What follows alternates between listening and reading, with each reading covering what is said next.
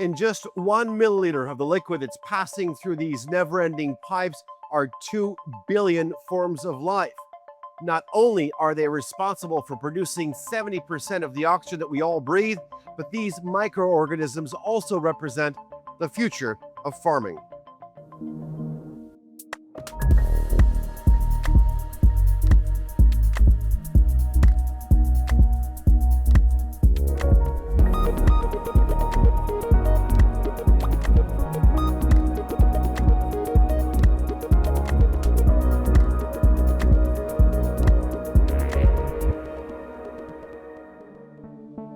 For over 10,000 years, humanity has tilled, planted, and harvested, and by doing so, we've reshaped landscapes and civilizations. From the first wheat fields of Mesopotamia to the mechanized harvesters of the 20th century, every leap in agriculture has meant one thing, and that is feeding more people with less land. Today, nearly 8 billion mouths depend on barely a third of the world's arable soil.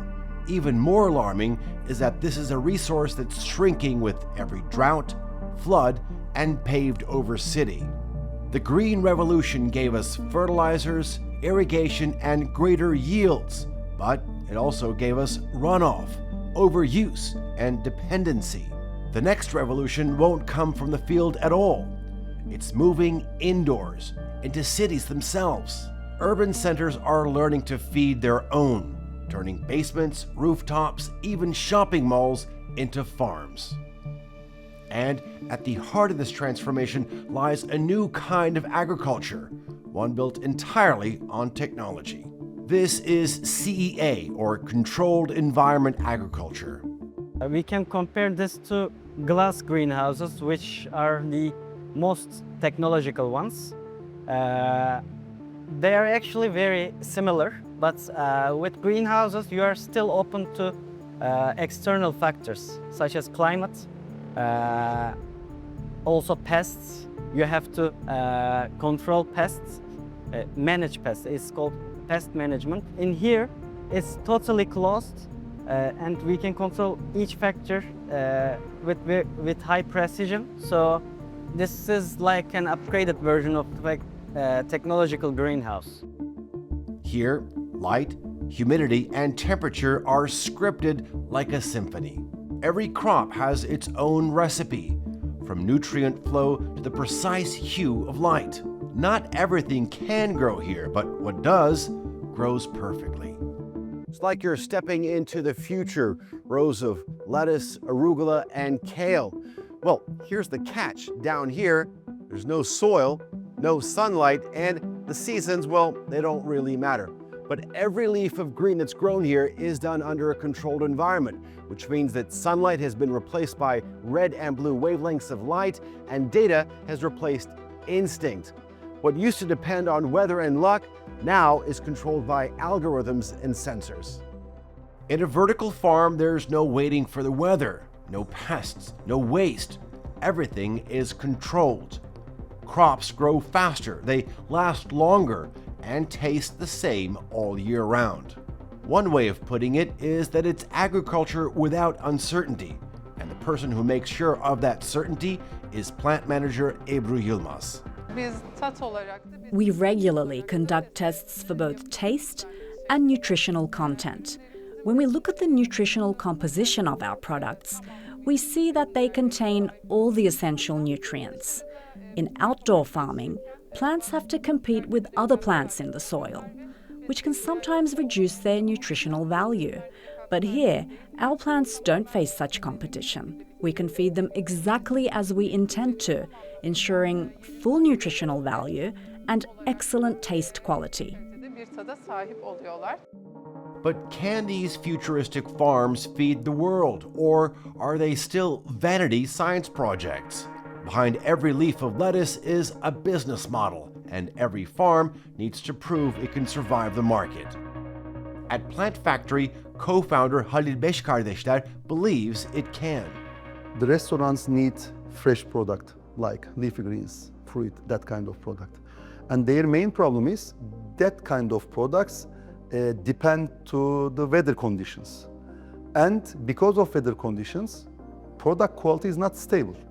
So one company came one day and said that 365 days we will give same quality product because we don't care about the climate situation. So this is the first benefit for them. It's standard quality product. And secondly, from my previous example, and because of very short transportation period, we don't have wastage. When the restaurants, we call Horeca, Hotel, Cafe and Restaurant, when they get the product, it's 100% they can use inside of the package. So you don't need to wash 3 times and separating the failed product and putting on the plate. So they need to face that kind of extra cost. So with our product, let's say in vertical farm product, they don't have that kind of problem. Do you work with, do you collaborate with the end users, the restaurants and the other players in the HoReCa sector in terms of your harvest production and their needs? Is there an overlap there? We have some special products. For example, even I didn't know 5 years ago, pak choy, it's a Chinese lettuce. And one Chinese restaurant chain asked us, they have a huge problem to supply that product because they need it. And we just make 4 months R&D for the product. We found the seeds, we tested and everything. So we started to produce for them only. Commonly, it's demand coming from the restaurants like lettuce, like kale, like basil, like purple basil. But some products, it's a special. We need a volume and we can check we can produce or not. So it's a little bit different game. As farming moves closer to the city, the countryside is changing too.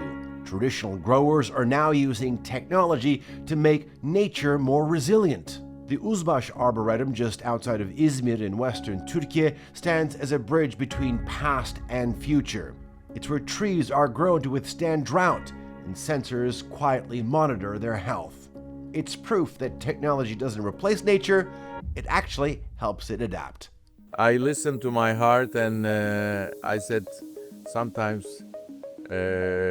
don't listen to your business mind, just buy it. And I bought it and I didn't know what to do really. And the land was kind of empty but huge, surrounded by pine forest. Then I decided to produce landscaping plants. Pine trees, olive trees, cypress trees, these are all very indigenous of this region, but everyone around the world is talking about sustainability. And I see that you're actually maybe transitioning, or you have been transitioning into sort of plants and that can live in more harsh conditions. It's very difficult to actually have sustainability at scale, but from what I've seen, you're able to accomplish this. Where do you think farming is going, and what can larger farms learn from the direction that you've been heading in the last 10, 15 years? First of all, there is a really huge problem of global warming. We can feel it every single year, every single day. And that's why we are more focused on producing kind of desert plants, low water needed plants, hardy plants.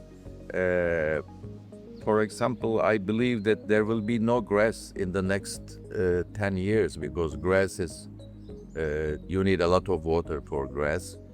Also, we need technology because it's getting harder and harder to find ordinary people to work on the field, who can drive the tractor, who can make pruning, who can make grafting. It is so easy to find agricultural engineer. Everybody wants to be engineer, but nobody wants to drive a tractor. So having a good technology is definitely needed. For thousands of years, agricultural work was done strictly on the ground. But that's changing as we look to the skies. Drones are becoming the new tools of cultivation. They're mapping stress levels, spotting disease, and protecting leaves before damage begins. We've seen how technology is reshaping how we grow food and how we treat water. The skies are the new frontier, with the farmer not here on the ground, but up in the air.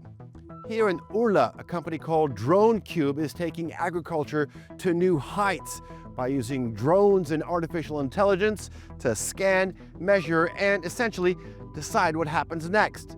It's farming without the farmer. These drones don't just fly. It might be scary, but they also think. Cameras and AI spot the earliest signs of disease, often invisible to the human eye. To see how it all works, we met up with Murat Mardin, the co-founder of DRONEQUBE. This Turkish startup specializes in autonomous drone systems for precision agriculture. What we are trying to do here is to do this end-to-end system, provide this holistic tool for the farmers so that they can couple AI anywhere, any mission they like, and use it to detect the diseases, pests, or any type of anomalies in a farm setting, or even the industrial stuff around the farm as well, like the PV panels, the solar PV panels. So the AI plays a critical role in our system, but we also created the AI marketplace inside it, because we know we cannot reach all the problems in the world, and we can only develop something, but some other people can also provide some other AI solutions, and when we couple them so that we can reach to better problems and try to solve them, getting the help from the other AI models and everything. The value is from the detection, utilizing AI, and also doing the treatment under one go. So that's the biggest value proposition that we make to the farmers. I'm excited to check it out. Can you show us how it works? Yeah, I would love to. It's like, as I told you, the cleaning robot that you have at your home. You just go to the page, schedule the thing, and then it goes and does its jobs autonomously, comes back to the box, and then uploads its photos, so that you can couple them with AI to detect diseases. And on this specific farm, we are working with some of the biggest problems in wine farming, such as mildew. There are some different types of mildews, but it's basically a fungi disease. And a couple of years ago, it was an epidemic in Turkey. So some of the farmers lost their full yields. And now our system can detect the mildew with 80% accuracy. And hopefully you will get to see it a live demo today, detecting the disease and showing the pinpoint location of where it starts and where it goes and so on. In terms of treating a disease like mildew, which can be fatal for vineyards, it also brings a certificate of authenticity in terms of this plant has been treated for this disease, this amount of medicine was used. Oh. Yeah, it's gonna go now. But such a nice question. Let me pick it up from where you left off, because I think I got the point. So the traditional agriculture, they are just trying to prevent. They are not working as using tools like decision support systems or anything like that. So to be able to get rid of the disease, they spray to the whole field.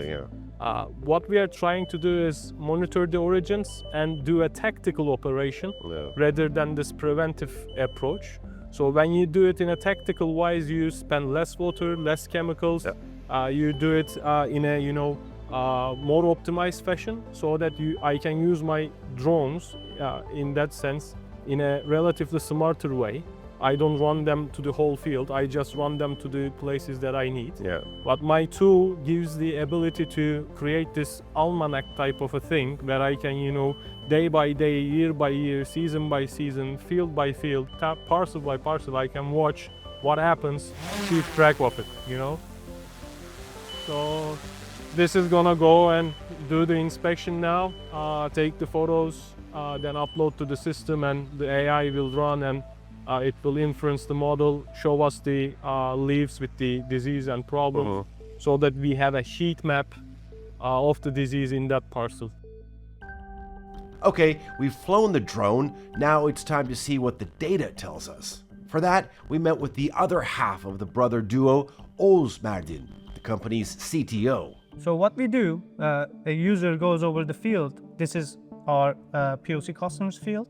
So what we do, we go over here and edit our field, define the corners, and with that, we will be able to collect mapping missions and collect this stitched map like this. Okay. So after getting this data, we are able to draw some features over it. So on this field, we are able to define where we want to inspect. So our photo alignment engine, our own software, finds where the drone needs to be to get the perfect photo. When you send a mission to the drone, you will be collecting data like this. So, like the robots at your home, you need to go over here, create a new task, surveying mission, select the feature group you want, top parcel, maybe bottom parcel, then when you want it to be, a minute later or daily, weekly, monthly, whatever, then save it. Then the system calculates, executes, inspects, then predicts where the diseases are coming from, pointing them, and it is also doing the spraying operation. So basically, this is an end-to-end pipeline. It's a turnkey solution. Yeah, exactly. So what we do, we select the mission, the photos, then we select the AI we want to use. Then we can see, okay, this was a chlorosis, by the way, which is a nutrition deficiency. So it is showing you where the possible chlorosis on the field. Okay. So we know, okay, this row, this section has a malfunction or like malnutrition, whatever, so that our users can go over there and inspect if they want, or we can directly go over there to spray the required amount of nutrition over there. The climate crisis isn't a future scenario. It's already rewriting the rules of food. Farmers are breeding crops that sip rather than drink water. But on the coastlines, another crisis is unfolding. The oceans have always fed us, but the sad reality is that they're changing faster than fish can adapt. Rising temperatures, plastic pollution, even acidifying waters are turning open sea farming into a fragile gamble. So the solution may no longer lie out there, but right here on land. The key is imitation, recreating the balance of nature, but in this case, inside closed systems. A couple hours north, but still on the Aegean coast, a company called NexTech has built Europe's largest such facility where water is cleaned, reused, and cycled endlessly. And at the helm is owner Güngör Muhtaroğlu. In recent years, especially after the pandemic, we've been witnessing significant pollution in our seas. This is mainly due to the sharp increase in phosphates and nitrates, which has led to a massive rise in algae and consequently contamination. The situation raises concerns about the future of our fish populations. What will things look like 10 or 15 years from now? That's why we're gradually feeling the need to move our operations onto land. But that's not the only reason. There are certain fish species, such as flatfish, that live on the seabed and are extremely difficult to farm at sea. These species can only be cultivated on land. At the same time, our ability to maintain better control over conditions will increase significantly. Finding workers and divers is getting harder every year, and managing conditions at sea isn't easy. There's also the issue of wildlife. Birds, dolphins, and other sea creatures struggling to find food approach us more frequently. For all these reasons, we decided to move our operations onshore.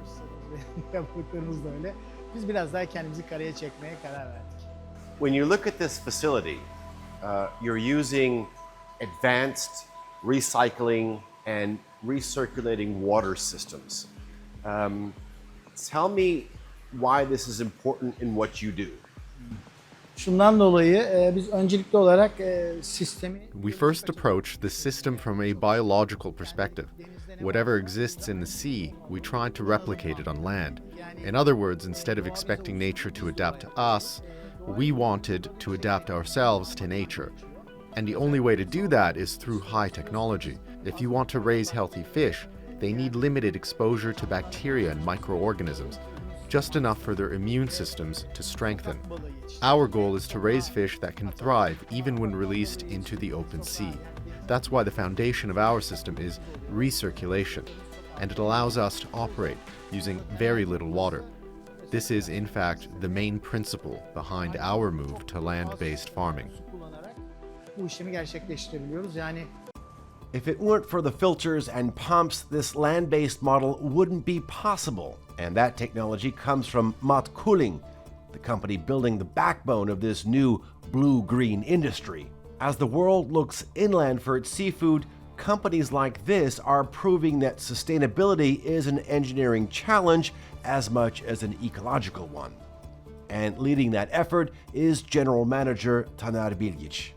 Now, we've just visited one of a sector that's actually you play a very dominant role in, and that's indoor fisheries, inland fisheries. And a lot of these equipment play a vital role in actually setting up that system. Tell me what you have here under this roof. we have a lot. Yeah. Right now, I can easily say that we have, for example, here a protein skimmer that removes the organic material from the water. We have UV disinfection housing to decrease the bacteria population in the water. We have the gas tower to strip the carbon dioxide out from the water. Because the fish, of course, they are different than us, but they are still alive and they need clean environments. They don't like ammonium, they don't like carbon dioxide, they want oxygen. And to sustain all these parameters in the water, we have an equipment. So that's why we call ourselves as a one-stop RAS manufacturer. RAS means, in this case, recirculated aquaculture systems, which is the future of the seafood production. Tell me what you're doing as Mat Kuling, the vital role that you play in terms of the sustainability of water and the food that we get from water, but how this technology is actually developing as well. This technology every day, every year is developing itself because requirements from the industry is changing. Now there are new regulations in many parts of the world. For example, we do our main business area is Nordic countries and Norway. So we can see that every year we have stricter regulations to use the water in minimum way. So this creates challenge to technology. So one year you are trying to ensure that carbon dioxide is minimum in the water and you have oxygen-rich environment for sake of fish. And the other year you find yourself to decrease phosphate, nitrate discharge of the facility. So all these requirements bring as a load, engineering load, to design and produce specific equipment for specific upcoming needs. Where do you see yourself in about 5 years' time? The land-based aquaculture production is growing, and there will be many farms all over the world. In Norway, in Saudi Arabia, for example, we have multiple projects in Norway, and at the same time we have multiple projects in Saudi Arabia. And we expect an exponential growth. One example that you gave is Norway. The other example that you gave is Saudi Arabia. I mean, these could be sort of at the opposite ends of the spectrum. One is very rich when it comes to aquaculture. One has receives little or no rain throughout the year. Exactly. And this just tells you how much demand there's going to be. Exactly, and this also shows the power of the land-based aquaculture and RAS, because there is an COVID issue a few years ago. We forgot it quickly, but we had an issue that time, and it was not only a health crisis; it was also a food crisis. Because the countries had problems that time to reach food for their people because of the border issues and trade issues, etc. And it's a good example that Saudi Arabia learned a lesson from this crisis, and now they are focusing to produce their own seafood in Saudi Arabia. They want to produce their own salmonoid. They want to produce their own trout, other types of PK production. And that's where we are. That's where we are going to be in 5 years. We are going to be with them to help them to produce their own food. And we will do it same in Denmark, same in Turkey, and maybe same in United States very, very closely. Water and soil once served as the cradle of life, but the undeniable reality is that they're both under stress. More people, fewer resources, and the more we take, the less the earth can give. From plants that are grown under LED lights to fish raised in recycled water to drones farming from the skies, the story of agriculture is being rewritten as we speak. Technology is not only changing what we grow, but also how and where. The farmer's field is now a laboratory. In the race to feed a hotter and more crowded planet, innovation isn't just an option. It is the very soil that our future will grow from. Well, that's it for this edition of NexTech. I'm Ali Can Ayanlar, and we'll see you next time.